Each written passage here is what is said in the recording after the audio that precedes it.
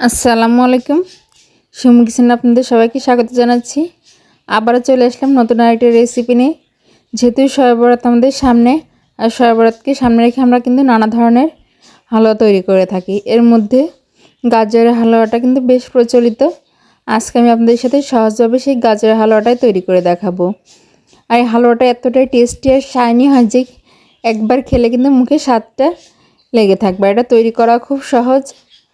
আর আপনারা এই হালুয়াটা তৈরি করে নর্মাল ফ্রিজে রেখে 15 দিন পর্যন্ত খেতে পারবেন। তবে আমার কাছে মনে হয় এটা যেন 2 দিনও ঘরে থাকে না, খাওয়া হয়ে যায়।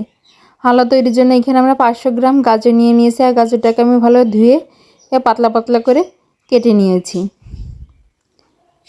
এরপরে গাজরটা আমরা সিদ্ধ করে নেবো। এই জন্য চুলায় একটা প্যান বসে তার মধ্যে আমরা কেটে রাখা গাজরগুলো দিয়ে দিচ্ছি। আর দিয়ে দিচ্ছি 1.5 কাপ দুধ। এখানে দুধটা আগে থেকে জাল করা ছিল, আপনারা চাইলে কাঁচা দুধটাও ব্যবহার করতে পারেন। আজকে আমি দুধ দিয়ে সেদ্ধ করেছি, আপনারা চাইলে এটা পানি দিয়ে সেদ্ধ করতে পারেন। আমি চুলাটা অন করে ঢাকা দিয়ে এটাকে সেদ্ধ করে নেব। মাঝে মাঝে ঢাকনাটা খুলে একটু নেড়ে চেড়ে দিতে হবে, তা না হলে যেহেতু দুধ দিয়ে সিদ্ধ করছি এটা তলায় লেগে যেতে পারে। এ পর্যায়ে চলে আসছে মিডিয়ামে রেখেছি আমি। দুধ দিয়ে সেদ্ধ করার কারণে এই পর্যায়ে গাজরের কালারটা হালকা হয়ে আসছে, কিন্তু এটা যখন আমরা হালুয়াটা তৈরি করব তখন কিন্তু কালারটা একদম ডিপ হয়ে যাবে। আর আজকের এই রেসিপিতে আমি কোনো ফুড কালার ব্যবহার করব না।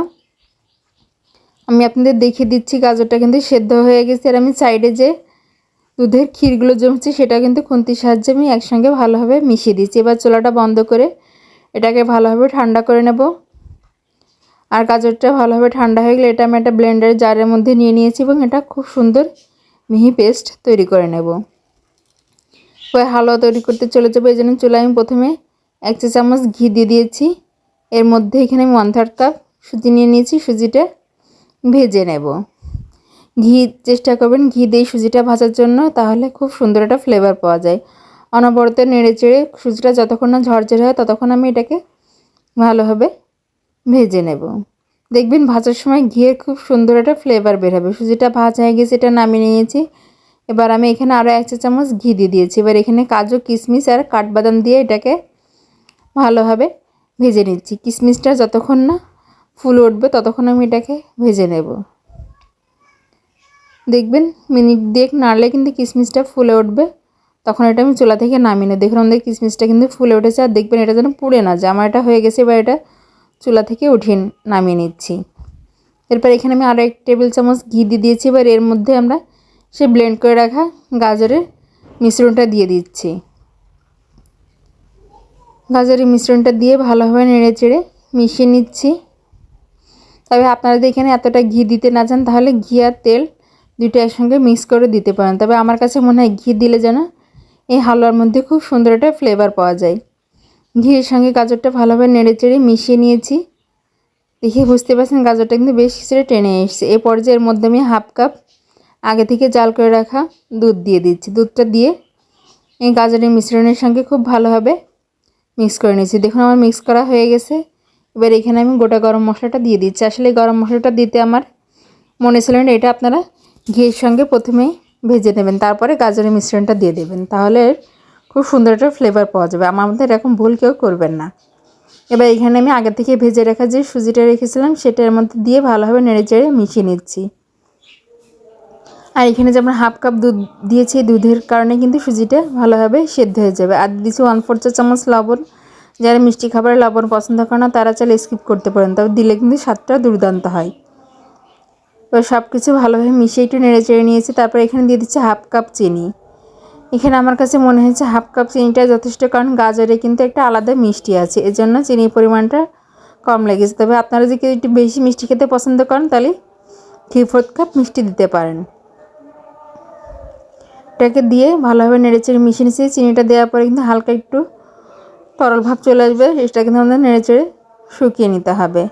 এখন আস্তে আস্তে কিন্তু এটা প্যান থেকে ছেড়ে আসতে শুরু করেছে। এই পর্যায়ে আমরা সে ভেজে রাখা কাজু বাদাম আর কিশমিশটা দিয়ে দিচ্ছি এর মধ্যে। দিয়ে এটাকে ভালোভাবে নেড়েচেড়ে মিশিয়ে নিচ্ছি। এরপর এখানে দিয়ে দিচ্ছি 1/4 কাপ গুঁড়ো দুধ।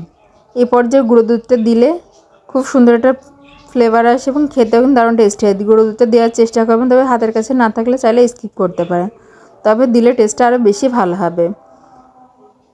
আমাদের হালুয়াটা হয়ে গেছে, এটা আমরা নামিয়ে নেব। নামানোর আগে এখানে আমি 1 চা চামচ ঘি দিয়ে দিয়েছি। ঘিটা দিলে হালুয়াটা দেখতেও যেমন শাইনি হয়, খেতেও কিন্তু দারুণ টেস্টি হয়। দেখুন এটা কিন্তু সে প্যান থেকে সম্পূর্ণভাবে ছেড়ে দিয়েছে, আর ঘিটা দেওয়ার কারণে হালুয়ার মধ্যে খুব সুন্দর একটা গ্লসি ভাব এসছে। এবার এটা আমরা চুলা থেকে নামিয়ে নেব। এই জন্য এখানে আমি আগে থেকে একটা কেকের মোল্ডের মধ্যে একটু ঘি ব্রাশ করে রেখেছিলাম। এবার এই হালুয়ার মিশ্রণটা এখানে আমি দিয়ে দিচ্ছি।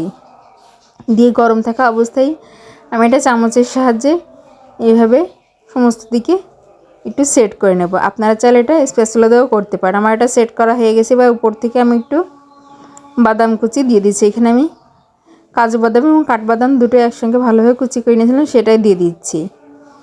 দিয়ে এবার এটাকে সেট হতে দেব 2 থেকে 3 ঘন্টা। এটা ঠান্ডা হওয়ার পরে কিছু সময় চাইলে একটু নর্মাল ফ্রিজে রাখতে পারেন, অথবা বাইরেও সারা রাত রেখে দিলে সেট হয়ে যাবে। 2-3 ঘন্টা পরে এটাকে আমি এভাবে কেটে নিচ্ছি। আজকের এই হালুয়াটা আমি চৌকো করে কাটবো, চারকোনা করে। আপনারা আপনাদের পছন্দের শেপ দিয়ে কেটে নিতে পারেন। আর আমি একটা সাইড একটু ফাঁকা রাখছি, এটা আমি একটু স্টার শেপ, কুকি কাটা দিয়ে স্টার শেপ করে কেটে নেব। এর জন্য এখন হালুয়াগুলো আমার কাটা হয়ে গেছে, বা এগুলো আমি পরিবেশন করে নিয়েছি। দেখতে পাচ্ছেন এটা ঠিক কতটা লোভনীয় লাগছে। আশা করছি সবার খুব ভালো লাগবে। আর এবারে সবার বাড়িতে একবার হলেও অবশ্যই ট্রাই করে দেখবেন, আর কেমন হয়েছে আমাকে কমেন্ট করে অবশ্যই জানাবেন। ধন্যবাদ।